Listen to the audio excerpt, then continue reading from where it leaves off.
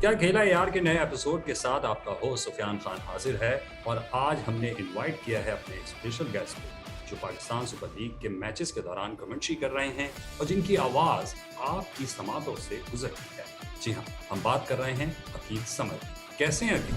अस्सलाम वालेकुम सुफियान भाई, बहुत शुक्रिया आपके व्यूअर्स को। अस्सलाम वालेकुम। अल्हम्दुलिल्लाह बिल्कुल ठीक ठाक। फाइनली रेस्ट मिला है तो इसको एंजॉय कर रहे हैं और आपने बुलाया तो बड़ा अच्छा लगा, बड़ा मजा आया। Thank you very much. बिल्कुल ठीक ठाक। इस दफा भी आप कमेंट्री कर रहे हैं, क्या मजा आ रहा है? क्राउड का क्या रिएक्शन है?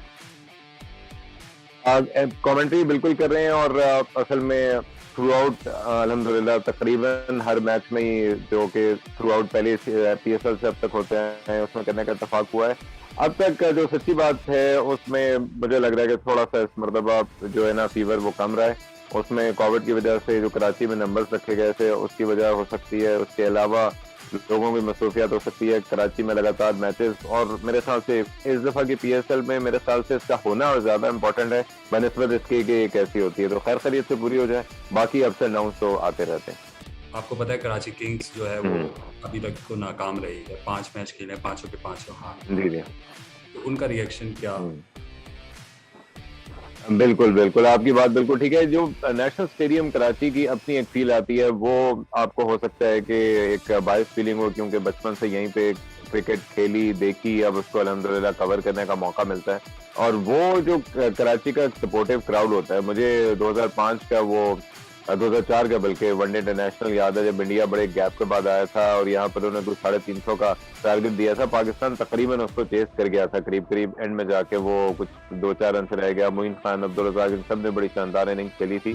उसमें जिस अंदाज ने सपोर्ट किया था उन खिलाड़ियों को इंडिया से जो आए हुए थे, वो आपको एक बताता है कि यहाँ पर हर तबका फिक्र के लोग आते हैं, जिसमें खवातीन भी होती हैं, बच्चे बड़े और बैंकर्स भी, मजदूर भी। अब हर कोई आ रहा होता है उसमें। वो आपको एक अलग कैफियत देता है जब पूरा हर शहर में होता हो, लेकिन यहाँ पर हमें वो ज्यादा बेहतर मालूम होता है। इस मरतबा क्राउड में एक तो कराची किंग्स की परफॉर्मेंस हो गई या फिर कुछ जो लिमिटेशंस उसके अलावा लगाई गई थी वो हो गई, तो उस वजह से स्लाइटली वो वाली बज़ वाली कैफियत जो है वो कहीं कहीं कम दिखाई दी।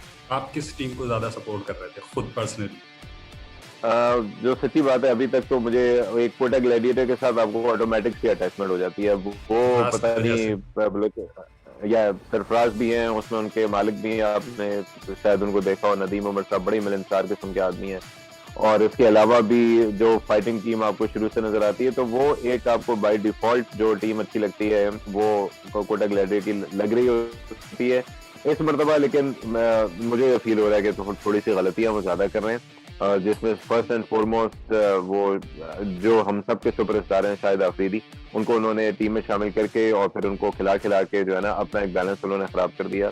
और उसमें मेरे अपने नाकस राय में मेरे ख्याल से शाहिद अफरीदी साहब को भी खुद सोचना चाहिए, क्योंकि वो खुद ठीक है आप मेंटर बन सकते हैं, कोई भी और ओहदा ले सकते हैं, लेकिन अगर आप बैलेंस आउट कर रहे हैं, ना बॉलिंग बेहतर कर पा रहे हैं, ना बैटिंग में भी किरदार अदा कर रहे हैं और सिर्फ अपने नाम की वजह से शामिल हो रहे हैं, तो फिर आप कहीं ना कहीं किसी नौजवान की जगह को वहां पे कंज्यूम कर रहे हैं और उसकी वजह से टीम का बैलेंस भी आउट हो रहा है। अब ये लाहौर जा रहा है तो लाहौर में जो टॉस का जो एलिमेंट है वो अफेक्ट करेगा, क्योंकि यहाँ पे ये इस्लामाबाद, पेशावर ज़ल्मी और मुल्तान सुल्तान। मुल्तान जी जी सुल्तान। जी। बिल्कुल, वहाँ भी टाइम आई थिंक एक तो चीज ड्यू वाली होती है। मौसम जब बाहर नई नई आती है तो ये शायद कराची का फिनोमेना नहीं है, ये मेरे ख्याल से बाकी के मुल्क में भी होता है कि ड्यू पड़ती है। और अगर तो वो ड्यू उसी हिसाब से पड़ी जो कि अब तक पहले की फैब्रिक्स में होता है, तो फिर तो वो टॉस का स्ट्रेट फॉरवर्ड डिसीजन हो गई कि आप टॉस जीत के पहले बॉलिंग करें। लेकिन अभी तक जो हम मौसम वहाँ का फॉलो कर रहे हैं उसके मुताबिक शदीद सर्दी चल रही है और उसके अलावा वो स्मॉग से भी अभी तक वहाँ से हटी नहीं है। इसके अलावा बारिश का भी कुछ चांस लग रहा है। तो जितनी वेदर, जारी बात है कि बड़ा एक पर्टिकुलर सब्जेक्ट है, लेकिन अभी तक जो मुझे लग रहा है उसके मुताबिक शायद कम से कम इब्तदाई चंद मैचेस के दौरान वहाँ पे इसका फैक्टर ना हो जो आपको ड्यू की वजह से चेंज पड़ती है। लाहौर में तो आपकी कमेंट्री और ज़्यादा हो जाएगी, वहाँ का जो क्राउड है वो जिस तरह से एंजॉय करता है उसमें तो और ज़्यादा कशिश आ जाएगी। बिल्कुल, ये चीज हमने ज्यादा नोट की थी जब कोविड की वजह से खाली ग्राउंड हुए थे कि आपको खाली ग्राउंड में जो है बात करने का वैसे मजा नहीं आ रहा होता। जो रिदम क्राउड से मिलता है वो अमेजिंग होता है, कंटेजियस होता है, उसके जरिए से आपको एक नया वलवला जोश हासिल हो रहा होता है। एक लाहौर के लिए अच्छी बात हुई है, कराची वाले इस पे नाराज हैं कि एक तो वहाँ पे 12 से कम साल के बच्चे भी बिल्कुल अलाउ कर दिए गए हैं, और फिर 50% वैसे 16 फरवरी से इंशाल्लाह वहाँ पे पूरा क्राउड अलाउ है। एक तो पीसीबी से लोग नाराज हो रहे हैं, पीसीबी एक इसमें डायरेक्ट को लेना देना है नहीं, एनसीओसी का डिसीजन था और हम सब रिस्पेक्ट करते हैं। लाहौर भी हमारा ही शहर है तो बिल्कुल इसको एंजॉय करेंगे। आप माशाल्लाह दुनिया भर में कमेंट्री कर चुके हैं, उस हवाले से थोड़ा सा हमें बताइए। बिल्कुल अल्हम्दुलिल्लाह, ये एक ऐसा पैशन है कि आपको जो बेस्ट सीट होती है इन दी हाउस उसमें बैठने का मौका मिलता है। जो टेलीविजन के होते हैं वो जारी बात है कि वो ज्यादा बेहतर पोजीशन में होते हैं, ज्यादा चैलेंज भी होती है क्योंकि वो डायरेक्ट इंटरेक्ट कर रहे होते हैं उन सबसे जो कि ऑडियंस है। और मेरे ख्याल से खिलाड़ी के बाद जो सबसे एक इम्पोर्टेंट जॉब या जो सबसे अहम बंदा होता है वो वहाँ पे कमेंटेटर होता है, मेनली टीवी का, और जिसके पास टीवी मौजूद नहीं है ऑब्वियसली उसके लिए रेडियो का। तो एक लार्जर देन लाइफ ड्रीम जिसको आप कहते हैं, वो जब आप चिश्ती मुजाहिद को, हसन जलील को, सखार अहमद साहब वगैरह को आपने भी आई एम श्योर सुना होगा, तो हम भी जब सुना करते थे तो बिल्कुल एक रेडियो खुद करने का, रेडियो को एज अ प्रेजेंटर या जो आजकल आरजे कहते हैं उसके तरह ज्वाइन करने का, वो तो एक ख्वाब था ही। ये बिल्कुल लार्जर देन लाइफ एक ड्रीम था।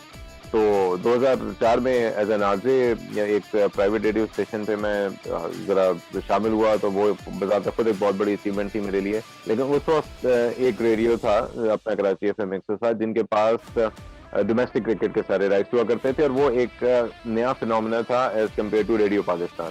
स्टाइल इनका तकरीबन वही था जिसमें हसन जलील और चिश्ती मुजाहिद मेनली कमेंट्री किया करते थे, लेकिन सेटअप डिफरेंट था। अब रेडियो पाकिस्तान में उस वक्त एंटर होने के लिए तो आप शायद सोच भी नहीं सकते, लेकिन इसका फायदा मुझे पर्सनली हुआ कि 2006 में जब वेस्ट इंडीज पाकिस्तान आई हुई थी, और शायद देखने वालों को याद हो जो अभी भी उसका रिकॉर्ड का काफी मतलब चर्चा हुआ, जब मोहम्मद यूसुफ ने एक कैलेंडर ईयर में सबसे ज्यादा रन बनाने का रिकॉर्ड बनाया था। वो टेस्ट मैच जिस टेस्ट मैच में उन्होंने रिकॉर्ड बनाया था वो टेस्ट मैच कराची में होना था, और ये जो हमारी टीम थी रेडियो की और कमेंटेटर्स की मुल्तान में उस टेस्ट मैच को कवर कर रहे थे। तो वहां से मेरे जहन में ख्याल आया कि उन्होंने अगला टेस्ट मैच करने कराची आना है। उन दिनों मैं उसी चैनल के साथ वाबस्ता था, तो उस वक्त जो प्रोड्यूसर थे अफसर अवान साहब, उनसे मैंने ख्वाहिश का इज़हार किया। उन्होंने कहा कि देख लेते हैं, तुम पहले दिन आके बैठ जाना और फिर हम देखेंगे अगले दिनों का। तो पहले दिन बैठा, वो हसन जलील और चिश्ती साहब ही थे इत्तेफाक से, और वो बड़ा एक मेरे ख्याल से एक यादगार दिन था नवंबर 2006 का।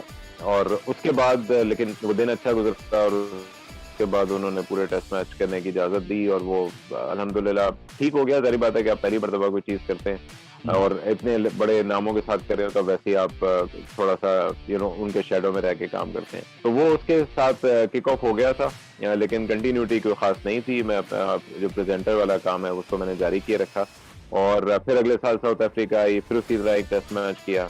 तो वो थोड़ा थोड़ा करके एक स्टेप बाय स्टेप कतरा कतरा बनता रहा। दरिया बनने में मुझे 2-3 साल बाद एक जंप मिला जब दुबई में पाकिस्तान की सीरीज थी, पाकिस्तान ऑस्ट्रेलिया की, जिसमें टेस्ट भी थे, T20 भी थे, वनडे थे मेनली। उसके लिए वहाँ जो रेडियो स्टेशन उसको कवर करा था, उसके लिए जाने का मौका मिला। तो जब आप अपने कंफर्ट जोन से निकलते हैं, बाहर जाके ट्रैवल करते हैं, डेडिकेटेड होके इसी काम के लिए जाते हैं, तो फिर आपको जरा ज्यादा प्रोफेशनल होने का मौका मिलता है। तो आई थिंक वो एक बड़ा जंप था। तो उसके बाद फिर नाम अल्हम्दुलिल्लाह रेडियो की फील्ड में बनता गया, फिर थोड़ा बहुत टीवी किया, इंटरनेशनल फील्ड भी करने का मौका मिला, और वो हर जो असाइनमेंट था वो एक से बढ़ के एक मेरे लिए था। सही, बहुत बहुत शुक्रिया शकील आपका, और एंजॉय कीजिएगा PSL का जो सेकंड एडिशन होने वाला है लाहौर में, जो सेकंड में रह रहा है उसका। आप बहुत बहुत शुक्रिया। क्या खेला है यार के एपिसोड के साथ फिलहाल इजाज़त दीजिए, बहुत बहुत शुक्रिया।